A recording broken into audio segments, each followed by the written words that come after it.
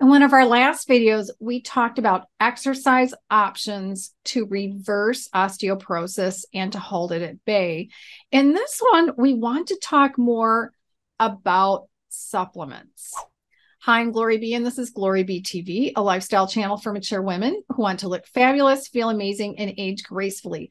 I'm here today with my friend, Dr. Denise Shostek. We've talked extensively in the past on previous videos about reversing osteoporosis naturally, which I successfully did a couple of years ago. Now, Dr. Shostek has been learning more and more. You imagine in the field of science and medicine, and especially natural medicines, like all kinds of things are changing all the time. Now, in previous videos, we talked about why neither of us are ever going to take the bone drugs. And we don't have to beat that horse again. I mean, nothing has really changed, except they keep coming out with other drugs. One of the websites that talks about these drugs at length and links to studies showing how bad they are is saveourbones.com.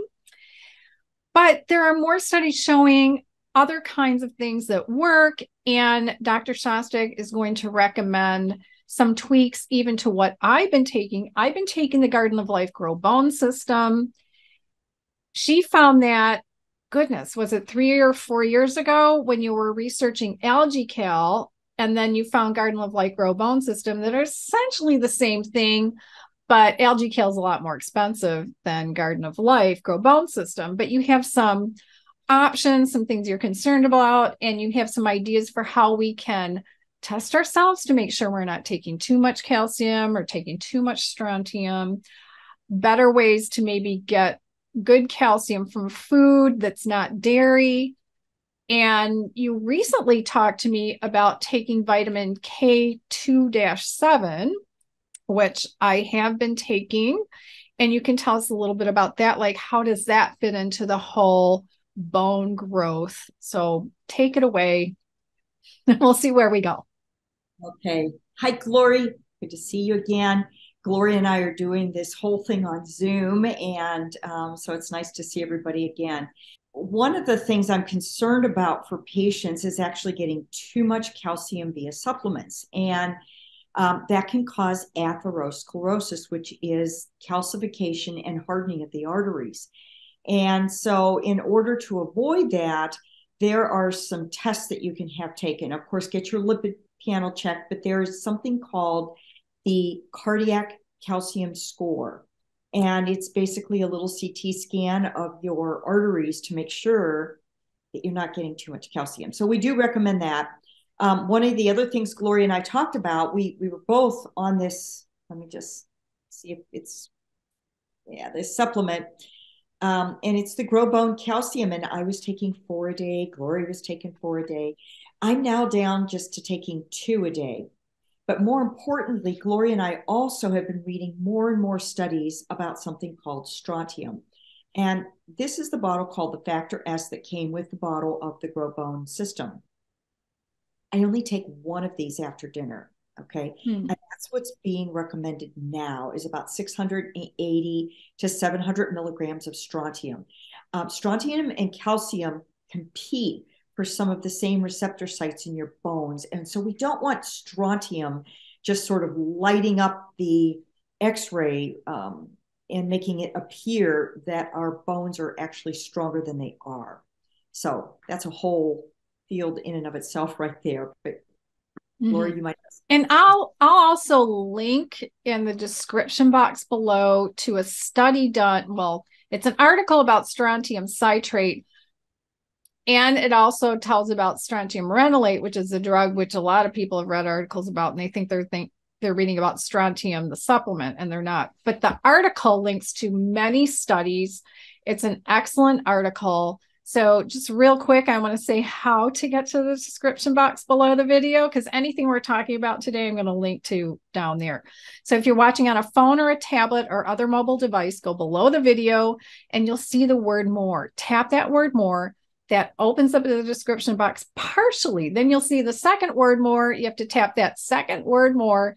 That opens up the description box fully. And in the section called product shown or mentioned, that's where I'll link everything. Now, if you're watching on a computer, go below the video and you'll see the word show more. Click those words show more.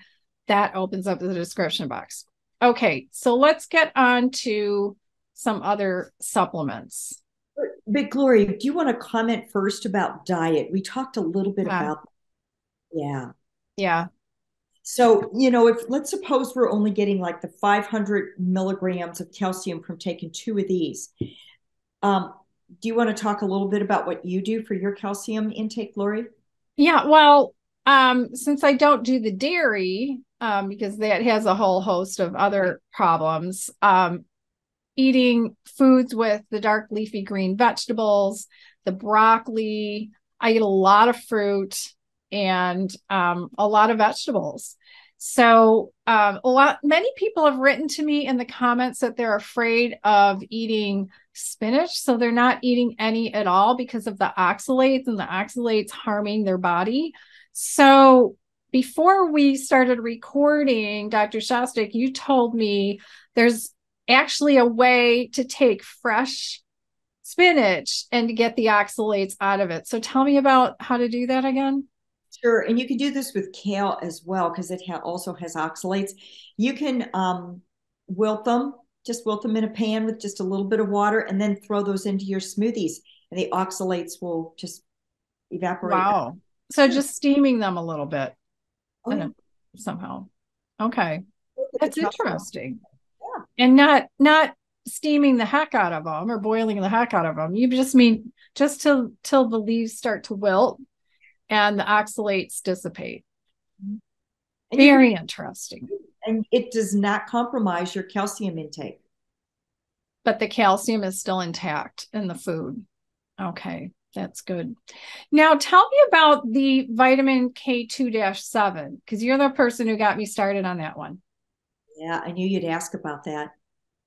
Vitamin K2-7 actually stimulates a hormone called calcitonin.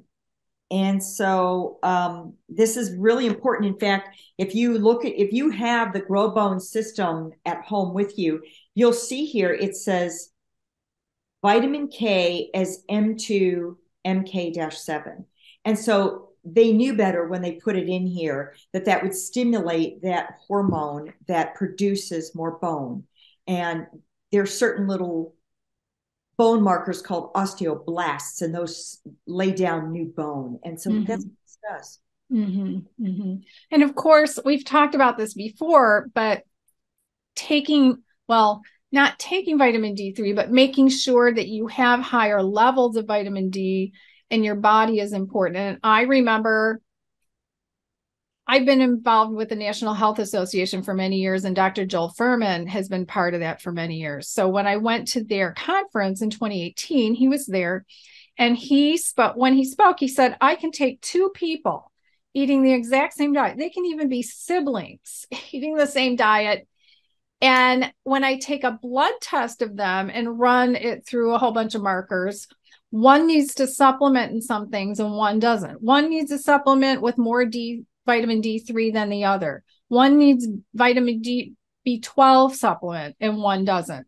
So you can't just say, well, I'm going to take 2,000 IUs of vitamin D3 a day because my doctor said so. Your doctor doesn't know how much you need. You need to get your blood tested. So I'm going to link below to a vitamin D study that I'm in that you can join. I get my D3 tested twice a year. It does cost me a little bit of money, but I can monitor it. And I do it in spring and fall. And when the results come back, then I know how much D3 to take. This winter, I'm taking 5,000 IUs per day. That's what I did last winter. I haven't had the C word, either of them. There are 2 C words now, and I haven't had either of them. Okay. I've had one cold, and that's it. That's after I moved, and which was very stressful. So, yeah. So I keep my D level. I want my numbers to be I want them to be around 70 actually, and maybe a little higher in the winter, just because things are crazier in the winter with everything we're fighting. And then taking the K, especially the K2 with the D3, we found out that they work very well to get the D3 into the blood. And vitamin D is great for bones. So I think that's a really important. I keep reading more and more about how important that is, both for bones and for strong immune systems. So I don't think I'm ever going to stop taking it. That's excellent, Glory. And you hit the nail on the head. Get your vitamin D tested. Add that to the list of tests that you get every year with your doctor. Right. And because I'm vegan, I started on a vitamin B12 years ago. And then I was taking it every day. And in an annual physical, when we drew blood just to do the cholesterol and all that, she threw on the test the B12. Well, my B12 was sky high. So I thought, fine, I'll cut it back. I'll take it 3 days a week. Well, then it was fine. Every time my blood got tested, it was normal in a normal level. Well, this last fall, I had it tested again. I was only taking the B12 supplement 3 days a week and it was sky high. So I thought, all right, I'll cut back to 1 day a week. So for some reason, I don't need to take as much B12 supplement, but I wouldn't know that if I didn't get it tested in the blood work. So, doing that blood work every now and then is just a really good idea. Now, what were some other things we talked about? So the vitamin K2-7, which I'm going to list below. And I'm also going to list where to get, because you study all these supplements so that you know which ones really work well. And I'm going to put a link to your website. I forgot to mention that in the last video. It'll be in the description box. To your contact page, because sometimes Garden of Life is having a hard time with supply chain. And all of a sudden, all the retailers are out of Garden of Life Grow Bone System and other things. So, but the company that you work through bought a lot of it and they always seem to have it. And in order to order it, people have to go to your contact page, put their name, their email address, put in the comment section, hi, Dr. Shostek, I want to order this. Maybe they want to order the vitamin K2-7 from you as well. I found it reasonably priced. And if you order a certain amount from them, you get free shipping. So I'm going to put a link to your contact page there. But if any of you want to contact Dr. Shostek about consulting with her as well, that's the page you want to go to enter a comment. Maybe you have some issues. I get comments all the time from people whose issues are way beyond anything I could ever help them with. So at that point, if you don't have, most of us don't have a doctor who can help us these days. They have employers who employ them to do certain things and to prescribe certain things. And many of my viewers, they're having those drugs pushed on them. And I just keep having them learn all about the drugs and talk to your dentist about the drugs, because the pharmaceutical companies are coming out with bone drugs every couple of years, and your dentists have to keep up on it because so many of those drugs harm the jawbone. So if they're harming your jawbone, what are they doing to the rest of your bones? Those bone drugs don't say, oh, let's harm the jawbone, but let's build strong bone in your hip. If they're messing with your jawbone, they're messing with your hip bone. They're not, and they're just making your DEXA look better, but your DEXA isn't. The DEXAs can only tell so much. And just because your DEXA looks better doesn't mean your bones are healthy. That's what I've learned. Right? Lori mentioned a really important thing. A lot of doctors are only trained that osteoporosis is a disease of just a lack of calcium and lack of estrogen. And truly, osteoporosis is a disease of inflammation, and it's a chronic condition. And it only can get worse instead of better if we don't figure out why we're losing the calcium. So that's where it's like, where is the leak? Yeah. Now, the other thing we talked about offline that we want to talk about here, because it's related to what we're eating, food and supplement, is celiac disease or some kind of sensitivity to gluten, because there's a connection between people who may not realize that they're having some kind of sensitivity to gluten with that condition eating away at the bones. Yeah. If you are sensitive to gluten, which is found in wheat, rye, and barley, it's a protein that is in those grains. It inflames part of your intestine that is necessary to absorb your nutrients. And if you're not absorbing your nutrients, you necessarily then end up osteoporosis.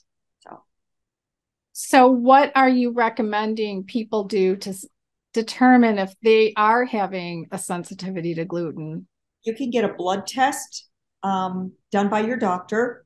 And it kind of goes back to what Glory said, though. It's like, try to convince your doctor to give you a vitamin D test. You got to get the vitamin D tested and then get the test for celiac antibodies. So your doctor should know what that is.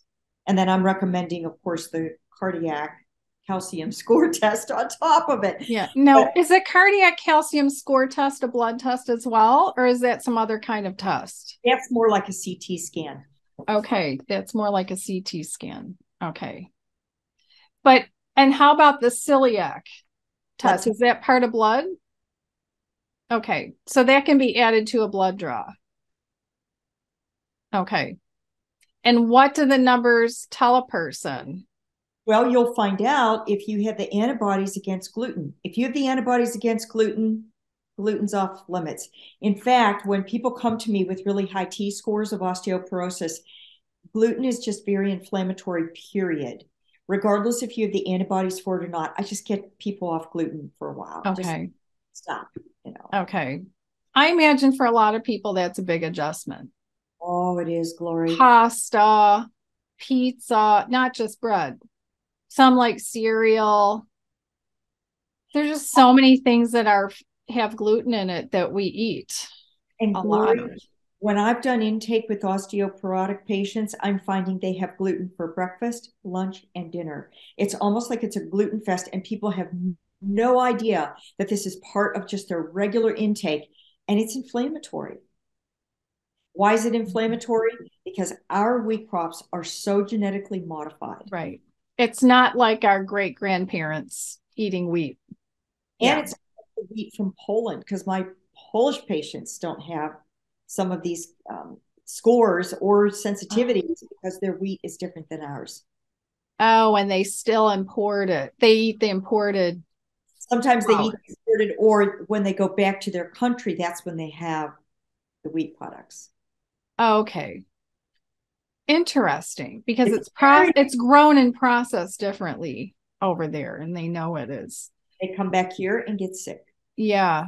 You know, in my program that I teach, my Kickstart Your Health, one of the first things I get people changing is what they eat in the morning. And there's absolutely no gluten.